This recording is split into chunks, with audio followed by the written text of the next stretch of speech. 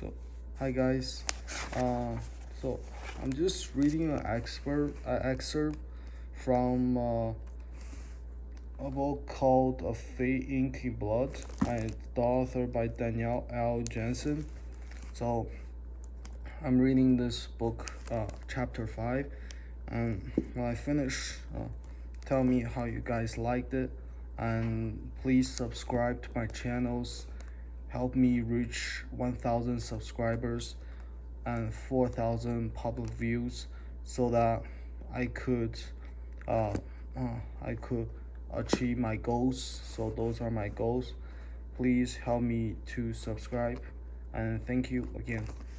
A beam of light snapped me in the eyes, and I suddenly cursed Virgil for leaving the door open when he went outside to piss.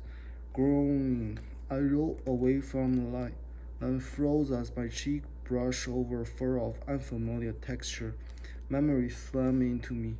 Virgil's laughter as he betrayed me, crawling on the ground, my hand consumed by the fire of a god, and pain like nothing I've experienced before, pain that was now gone. I sat up, the furs covering my falling away. My clothes were my own, marked with blood and bits of ash, stinking of sweat and fish. But that was the least of my concerns as I stared down at my hand. It was still wrapped with moss, but the plant was now dry and dead. I tentatively touched the moss with my left hand, equal parts desperate and terrified to see what lay beneath. I told you the gods favor you, the voice said, and I strengthened to find Gerald snoring, standing next to a hanging separating the space from the rest of the hall. They wish for you to be revealed by fire, not to be consumed by it. I wasn't convinced that was true given my circumstance, but I kept my mouth shut as he crossed over the bed. Without asking, he pulled the most frayed bits of dead plant and ash falling onto the dark furs. My breast caught as I saw what lay beneath. Make a fist, he ordered. I dutifully did so, muscles and tendons obeying with minimal protest. Ugly, he said, but strong enough to grip a weapon, and the seer said nothing of your uniting skyline with your looks. I tried and failed not to flinch, hailing for gratitude that I hadn't lost. Used my hand, finding it lacking. But I saw where Snorri saw scars.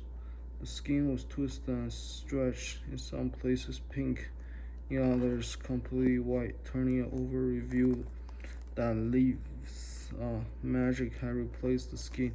The fire had melted away, but it was thick and almost devoid of sensation. My eyes burned with tears and blinked almost rapidly, not wanting Snorri to see what his comment had strung, not wanting anyone to know how vain I truly was.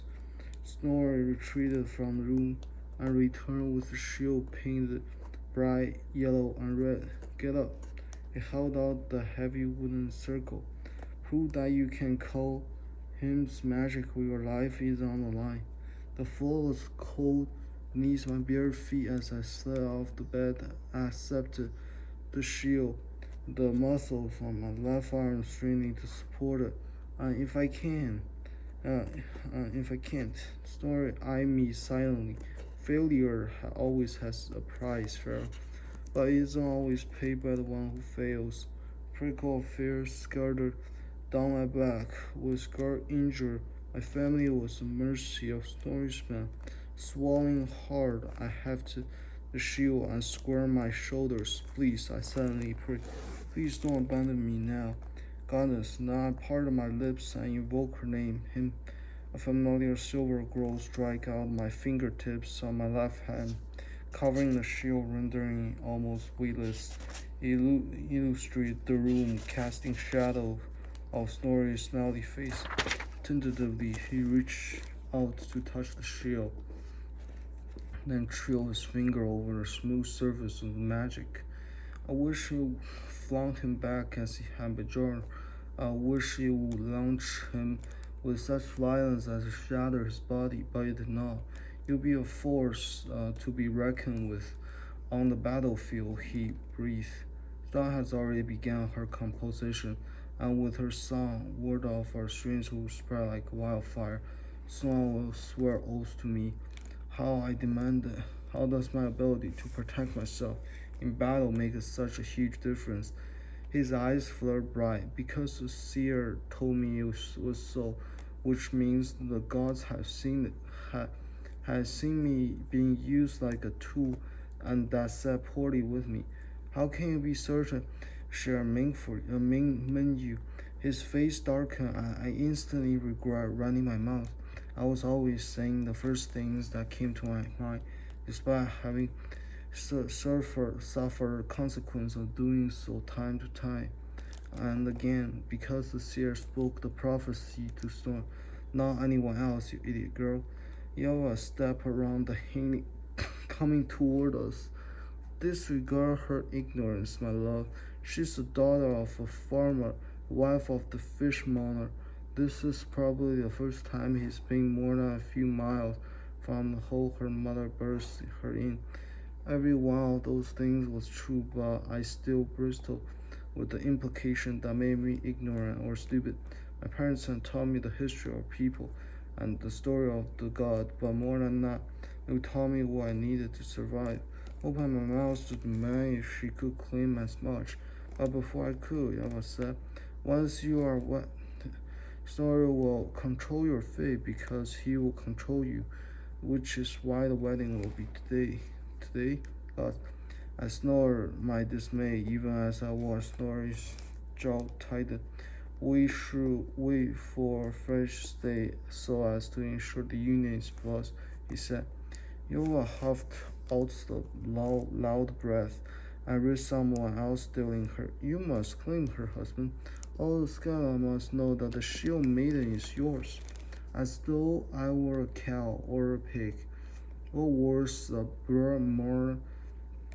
No, given he had a jar for hire, I doubt children were what he sold from me. Even if they were ways other than lemons to prevent such things. But my skin still crawled at the thought of being bedded by this man.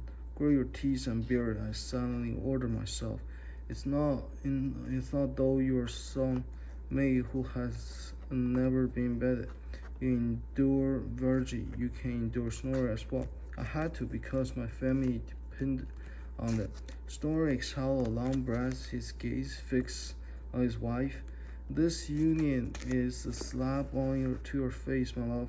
Wish there was another way, but the gods demand this of us. The declaration was unexpected. For at least for me, I lowered my head, embarrassed to be caught in the midst of the conversation, for I sensed Snorri's excitement was genuine. Through my eyelashes, I watched his face soften, for my discomfort grew as she drew toward her husband, kissing her passionately. My cheeks burned, and I moved my gaze to the floor, fighting the desire to edge past them and escape the moment. Uh, you do this as much for me as yourself. Julia's face was very soft. It's only a matter of time until Harvard crosses the street, and we have not the strength to fight him. Skyline must be united, and it is the will of the gods that they will be united beneath your rule. It is a sacrifice to share a hand with another but one I will gladly accept to protect our people from enemies. My stomach twisted with unexpected guilt because I would not consider either of them had a higher purpose. You are the greatest blessing the God has bestowed upon me, Snorri murmured, and my cheeks heated as they embarrassed. Their roaring hands suggest that if not for my presence, they'd be rending themselves for their clothes. That they might anyway, my presence being darned. So I dropped the shield. The second it left my grip, the magic disappeared and it landed with a loud clatter against the floor, a pier jerking apart. Apologies, I seem not to have fully recovered my strength. Snorri snorted, not fooled by the lie. Yet he stepped back from Yova even as he said to her, "Prepare for the feast, my love, and prepare you to be my bride." The servants descended like the horde of raiders, stepping me on my clothing and pushing me into the bath so hard it nearly scalded my skin. So here's the readings, and please subscribe to my channels again. Help me reach 1,000 subscribers. Thank you.